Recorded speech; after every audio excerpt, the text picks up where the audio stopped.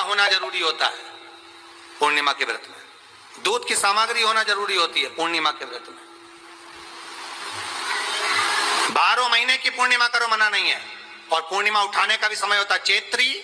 चैत्र के महीने की जो पूर्णिमा होती है, चैत्री पूर्णिमा पहली पूर्णिमा मानी जाती है, इसलिए चैत्री पूर्णिमा को सिद्ध पूर्णिमा कहते, कार्य सिद्धात्री पूर्णिमा कहते, सिद्ध करने वाले। मनोरथी पूर्णिमा कहते, मनोरथी पूर्णिमा। इसलिए पूर्णिमा का व्रत कहां से उठाया जाता है? चैत्र के महीने की पूर्णिमा से पूर्णिमा का व्रत उठाया जाता है कि मैं महीने की पूर्णिमा करूंगी तो चैत्र पूर्णिमा से उसको उठा लिया जाता है। पर उसका एक नियम रहता है, आप फलाहार करें अपनी जगह पर है, पर एक समय भोजन कर रहे हैं वो अपनी जगह पर, भोजन के साथ में मीठे के साथ थोड़ा दूध की सामग्री होना जरूरी होती है। और क्यों करते हैं पूर्णिमा का व्रत, किस लिए किया जाता है, क्यों करा जाता है, उसका व्याख्यान वर्णन शिव महापुराण के अंतर्गत स्कंद पुराण में लिखा गया। स्कंद पुराण में वर्णन किया है श्री वेदव्यास जी महाराज ने, कहा ये पूर्णिमा कब लिए किया जाता है कि व्यक्ति का जब मन गलत भ्रम में जाने लगता है, मन जब गलत जगह पर जाने लगता है, तो ये मन को गलत जगह पर ले जाने वाला कौन होता है? तो कहा ये चंद्र होता है। व्यक्ति की राशि के अंतर्गत, व्यक्ति की पत्रिका के अंतर्गत, व्यक्ति की ग्रह दशा के अंतर्गत जब चंद्र बेकार चलता है तो व्यक्ति अच्छा करते करते भी बेकार करने लग जाता है। चंद्र डोल रहा है। कई माताएं कहती हैं गुरुजी हमारे बेटे को आशीर्वाद दीजिए, बहुत गलत संगत में जा रहा है, मतलब समझ जाना कि चंद्र गड़बड़ जा रहा है। बेटी अगर गलत मार्ग पर जा रही है, बेटी अगर गलत संगत में जा रही है, किसी अन्य व्यक्ति को आकर्षित हो, चंद्र गड़बड़ हो रहा है, उसका चंद्र कहीं जा रहा है। कोई पुरुष, कोई लड़का कोई गलत मार्ग पर जा रहा है, चंद्र गड़बड़ हो रहा है।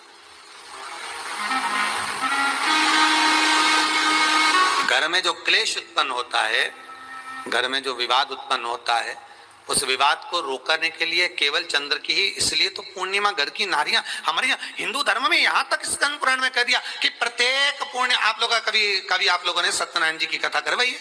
जितने लोग आस्था चैनल पर कथा सुन रहे हैं, जितने लोग फेसबुक यूट्यूब पर कथा सुन रहे हैं, यूट्यूब पर कथा का श्रवण कर रहे हैं, उनने कभी सत्यनारायण की कथा करवाई होगी? तो उसमें लिखा है हर कार्तिक, हर पूर्णिमा को, हर संक्रांति को ब्राह्मण सत्यनारायण भगवान की कथा या राजा या वैश्य कथा को कराता था, या बढ़िया कथा कराता। सुनी कि नहीं सुनी ये बात? सत्यनारायण भगवान की कथा में लिखा है, स्कंद पुराण के अंतर्गत जो सत्यनारायण भगवान की कथा का स्मरण किया उसमें लिखा है प्रत्येक संक्रांति पूर्णिमा को सत्यनारायण की कथा करवाने लगा और ये योनि को प्राप्त हुआ, इस योनि से छूटा, इस योनि में गया। लिखा है, सब कुछ लिखा है। अब उत्ते से समझ जा कि पूर्णिमा को सत्यनारायण की कथा करने का बोला है, तो पूर्णिमा को सत्यनारायण की कथा का क्यों बोला? वैसे तो रोज कराओ सत्यनारायण जी की कथा, प्रतिदिन कराओ, मना नहीं है। आप क्या कोई विशेष फंक्शन है आप सत्यनारायण जी की कथा करवा? पर पूर्णिमा संक्रांति को, और संक्रांति को पूर्णिमा को सत्यनारायण की कथा का स्मरण क्यों करवाया गया? क्योंकि पूर्णिमा के दिन अगर ये भगवान का व्रत रख लेगी, पूर्णिमा के दिन अगर ये खीर का प्रसाद बना लेगी, थोड़ा सा दूध की कोई सामग्री बना लेगी और भगवान को भोग लगा देगी, भले सत्यनारायण भगवान के भाव से बनाए, भले सत्यनारायण जी के निमित्तार्थ बना, पर अगर इसने सत्यनारायण भगवान के निमित्त से बना, पर पूर्णिमा के दिन अगर ये व्रत रखेगी, उपास रखेगी या कोई सामग्री बनाकर भगवान की पूजन कर लेगी, तो इसके घर में जो अशांति है वो शांति में बदल जाएगी। इसलिए कई घरों में आज भी सत्यनारायण भगवान की पूजन हर पूर्णिमा को करती है। माता किताब लेके बैठ जाती है, तुरंत तुरंत उन्हें ऑफिस जाना, कहीं काम पे जाना, और तुरंत तुरंत उसने तुरंत जल्दी कलश रखा, कलश नहीं भी रखे तो भगवान की पूजन कर को रखे, ब्राह्मण देवता को बुला लेगी, ब्राह्मण नहीं आएंगे तो खुद कर लेगी, पर करती जरूर है। इतना सा आटा सेक लेगी, पंजेरी बनाई, सीरा बनाई, मिठाई रख दो, कुछ भी करेगी पर सत्यनारायण की कथा कर ले, उसका मन लग गया उसमें। मतलब पूर्णिमा को करना है, उसको करने से क्या होता है? शांति रहती है, शीतलता रहती है, जिसके घर में हर महीने की पूर्णिमा को खीर बनती हो। ध्यान दीजिएगा, बहुत सुंदर संवाद चल रहा है, बहुत ध्यान देने वाली बात है। प्रत्येक महीने की पूर्णिमा को जिसके घर में दूध की सामग्री बनती हो, दूध की सामग्री तैयार होती हो, खीर प्रसाद तैयार होता हो, उसके घर में कभी क्लेश नहीं हो सकता। चाहे सास बहू एक दूसरे के सामने वो कहे ना, वो सांप और नेवले की लड़ाई क्यों ना, फिर भी शांति हो जाती है। पर प्रत्येक महीने की पूर्णिमा होना चाहिए। ये नहीं कि तुमने एक महीने की पूर्णिमा पे बना लिया और दूसरे महीने की पूर्णिमा को गायब कर दिया। फिर किसी ने कह दिया आज चूरमा तो बन रहा है, दाल बाटी तो बन रही है चूरमे के साथ में, लड्डू बन रहे हैं, तो काय को खीर बना रही हो? तो तुमने अब वो खीर प्रसाद। जो बच्चा बुद्धि से विकलांग हो, विद्या में कमजोर हो, परीक्षा हॉल में पेपर देते समय भूल जाता हो, भूल जाता हो,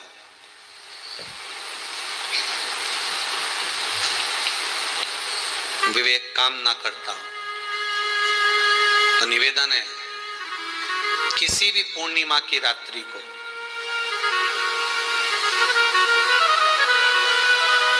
12 बजे गाय के, गौ माता देसी गाय के जो 4 थन होते हैं, उन 4 थन में से जो आगे के थन होते हैं, 2 पीछे की ओर होते हैं, 2 आगे की ओर होते हैं, तो जो आगे के 2 थन है, उस थन का दूध निकलवा लिया जाए और उस दूध का कोई भी पदार्थ बनाओ तो ठीक है, ना बनाओ तो उसी दूध में शक्कर मिलाकर पूर्णिमा की रात्रि को, जो विवेक से कमजोर हो, बुद्धि से कमजोर हो, या याद करा हुआ सब भूल जाते हो, या आपके लिए भी है कोई चीज रखते हो भूल जाते हो, विवेक याद नहीं रहता, बुद्धि में इतना प्रबल बल नहीं आ पाता, याददाश्त कमजोर होती चली जा रही, तो किसी भी पूर्णिमा की रात्रि को 12 बजे गाय के आगे के 2 थन का दूध, उसमें कोई पदार्थ शक्कर गुड़ कुछ में मिलाकर भगवान के चंद्रदेव की साक्षी में उसको पिला दिया जाए।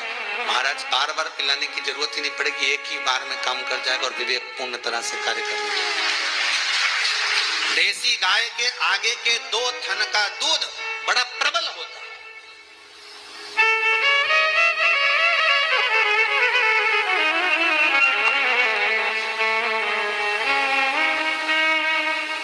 पूर्णिमा की रात्रि को 12 बजे उसका प्रयोग किया जाए।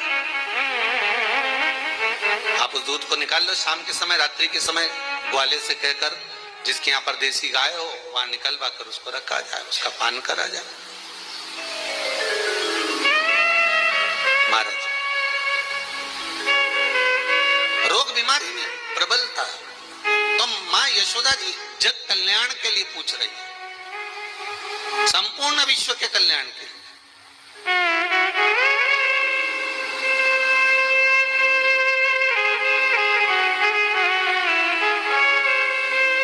अरे कितना सुंदर संवाद है। स्कंद पुराण में समुद्र मंथन की तिथि, नक्षत्र, घड़ी, पल,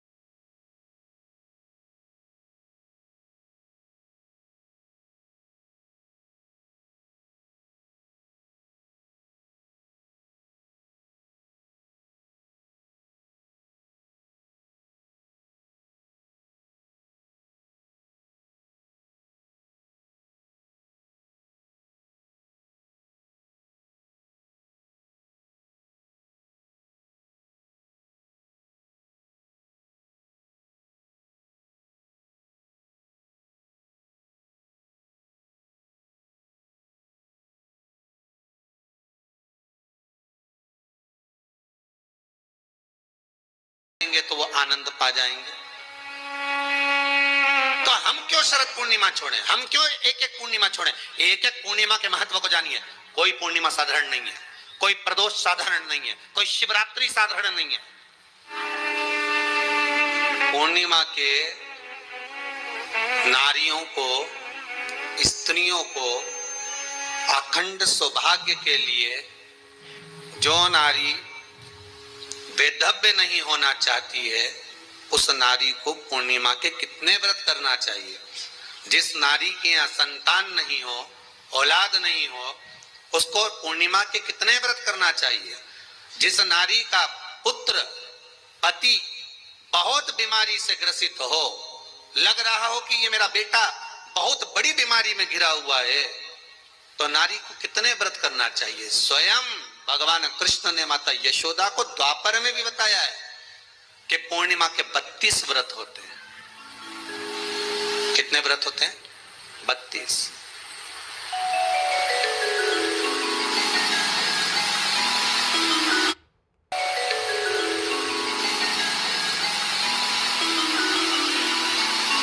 स्वयं भगवान कृष्ण यशोदा रानी को, माता यशोदा जी को भी बता रहे हैं 32 व्रत। अब आपको किसी ने बता दिया होगा कि 8 कर लो, 7 कर लो, 6 कर लो, 12 कर लो, इसलिए आपने बोला कि 12 कर लीजिए, 32 कर लीजिए। अरे यहाँ तो द्वापर की कथा भी कहती है। यशोदा जी ने एक बार भगवान कृष्ण को रोक कर कह दिया, ए कन्हैया रुको। कन्हैया बोले, बोलो माँ क्या बात है? कन्हैया जरा रुकिए, इधर आओ जरा। भगवान कृष्ण आए।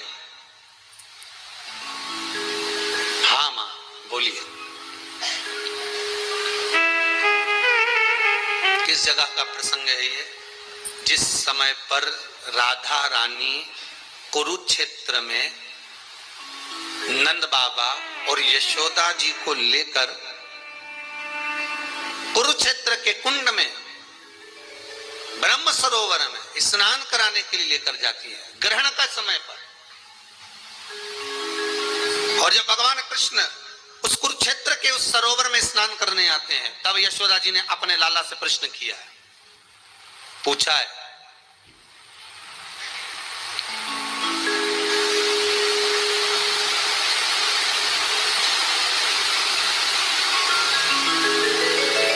कि नारी वेधव्य होकर ना मरे।